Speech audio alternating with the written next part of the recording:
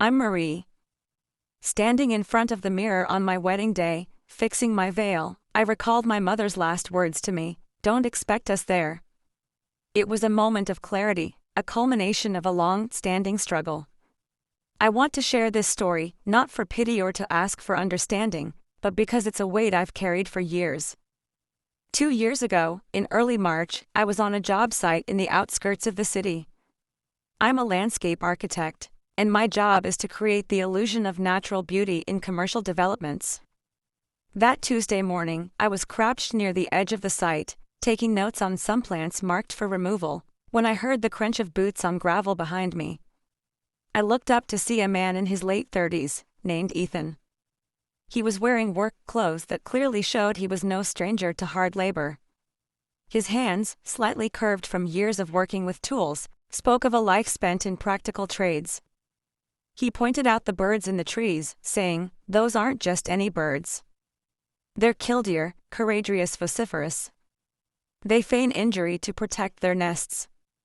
If you start construction here before their young have fledged, you'll have a problem." I was impressed by his knowledge, and we exchanged introductions. He was in charge of the infrastructure phase of the project, and I was there to ensure the natural elements weren't destroyed needlessly. Over the next 2 weeks, we ran into each other several times on the site. Each encounter was a blend of work-related talk and a growing connection. One day, he told me about a drainage issue under the east lawn. The old system was installed backward. Whoever designed it probably never saw the site after a heavy rain, he said. I was skeptical at first, but he was right. He explained that he started as a plumber, and the principles of water flow are universal. Ethan asked me out to dinner that Friday. In my adult life, I've only brought 3 men home to meet my family. My mother, Mrs. Thompson, is a woman of high standards. The first man, a lawyer, was approved by my mother within minutes, but our relationship ended badly after 8 months. The second, a university professor, was deemed unsuitable by my mother, who always finds reasons to dismiss potential partners. I didn't tell Ethan about my mother's strict criteria. Instead, I shared with him my hopes, fears, and the complicated relationship I had with my family. He listened intently, not just waiting for his turn to speak, but actually remembering what I said weeks later and asking follow-up questions. 6 months into our relationship, Ethan revealed more about himself. One Thursday evening at his apartment, I noticed a print out of a Forbes magazine article face down on the table. He sat me down and said, "There's something I should tell you." I didn't hide it, but I wanted to wait until I was sure it wouldn't be the reason you're with me. After he told me, I sat in silence for a long time. It wasn't shock, the information wasn't entirely unexpected. What struck me was that it didn't change who he was to me. I started to think about a conversation I had with my best friend, Lily, a week before. She said, "You can't love people into being who you need them to be. You can only love them and see what they choose." I initially thought she was talking about Ethan, but as I drove home that night, I began to wonder if she meant my family. In early October, I called my mother to tell her about Ethan. "His name is Ethan, and he works in water infrastructure contracting," I said. There was a long silence on the other end. "Is it a stable field?" she asked. I replied that it was, and she said, "We'll see." The dinner at my parents' place in November was tense. Ethan arrived straight from a site visit, wearing jeans, a blue shirt, and work boots. He brought a gift basket from a local market. My father, Mr. Thompson, shook his hand in the hallway, sizing him up. My sister, Sarah, arrived late and gave Ethan a quick once-over. During dinner, my father asked about Ethan's work. Ethan explained that his company, Thompson Infrastructure Solutions, based in the city but working across the region, dealt with water infrastructure, including treatment systems and flood mitigation. My father seemed surprised when Ethan mentioned federal contracts. Sarah, on her phone under the table, said, "I was looking you up, and you barely have a social media presence." Ethan replied that he never saw the point. At some point, Ethan noticed a drainage issue in the back garden. The grass in the southeast corner is yellowing because of standing water. The pipe has a low point that's collecting water instead of draining it. It's probably been like this for a few seasons, he said. My mother acknowledged the problem, and Ethan offered to fix it in half a day. After dinner, Ethan left with Grace, not bothered by the cool reception. My mother and I washed the dishes, and she said, "He seems very earnest." I agreed, and she asked if I was serious about him. I said yes, and she expressed her concerns about my future. 3 weeks later, my mother called to talk about a neighbor's renovation and then, inevitably, about Ethan. She talked about career trajectory, connections, and the importance of making the right impression. I asked her what she needed to see from Ethan to approve of him. She listed a series of criteria that seemed never-ending. I realized that she had an ever-moving standard. My sister called a couple of days later. "A plumber, Marie? You have a master's degree," she said. I argued that my degree had nothing to do with Ethan's worth. She then laughed when I asked if she'd come to my wedding, saying she'd rather miss her own funeral.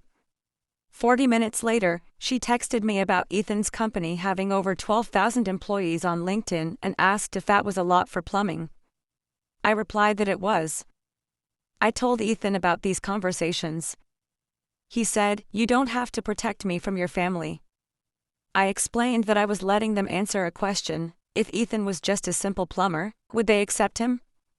He said, "Okay," and that one word held so much meaning: trust, support, and understanding. A week before the wedding, my mother called with an ultimatum. "If you go through with this, we won't be there," she said. I was in my kitchen, making tea. I replied calmly, "Then I'll see you when I get back from the honeymoon." My father called back later, sounding apologetic but unable to commit to coming. I sat on the kitchen floor, feeling a strange calm. The night before the wedding, I was in the hotel bathroom, alone. Memories of a past relationship came flooding back. When I was 16, I had a boyfriend named Jake. My mother sat me down one morning and said, "We are not those people." I understood what she meant and broke up with Jake. Sitting on the bathroom floor, I realized I was crying for the girl who sacrificed her happiness for her mother's approval. But then, I looked at myself in the mirror and thought, I've been auditioning for their love my whole life, and I've never gotten the part. I don't want the part anymore. On the morning of the wedding, there were tulips on the windowsill, which I'd cut from my garden. Lily helped me with my dress. She asked if I was okay, and I said, "I'm about to marry the best man I've ever met, in the most beautiful place I've ever worked on. I'm better than okay." The wedding venue was a garden I'd designed 2 years ago. As I walked down the aisle, I saw Ethan standing at the end, looking at me with an expression of pure love. His side of the aisle was full of friends and family, while my family's side had 6 empty chairs. Ethan had written his own vows. He said, "I've never needed anyone to know who I am, but I want you to know all of me. That's new, and it's because of you." I laughed, and so did the guests. After the ceremony, we went to the reception. During cocktails, a table started to wobble. Ethan noticed it, went to his truck, and came back with a tool to fix it in under 90 seconds. His cousin said, "He does that everywhere he goes." I knew I'd married the right man. We spent our honeymoon in the mountains, not far from the wedding venue. On the 3rd day, Ethan's phone rang. It was about a Forbes article that had just come out, titled "From Pipe Fitter to Pipeline King, Ethan Thompson's $2.3 billion Infrastructure Empire." The article was everywhere, and my phone started lighting up with calls from my mother, father, and sister. Ethan felt sorry, but I told him we did everything the right way. They had their chance to accept him for who he was, and they made their choice. 2 days after we got home, my parents showed up at our door. My mother was dressed formally and carried a gift bag.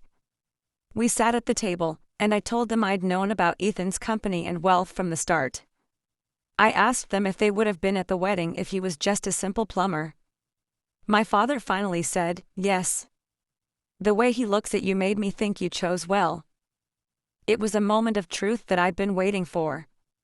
My mother said, "We can try," which was a kind of honesty from her. I told them the terms for being in my life. They had to see Ethan as a man, not a headline or a balance sheet. They had to call me because they wanted to talk, not because of his newfound fame. My father said it was fair, and my mother agreed to work with it. My sister still hasn't reached out, but that's her choice. I've decided to focus on the love and support I have from Ethan and Lily. Sometimes, the bravest thing is to stop seeking the love that was never unconditional and to embrace the love that is right in front of you.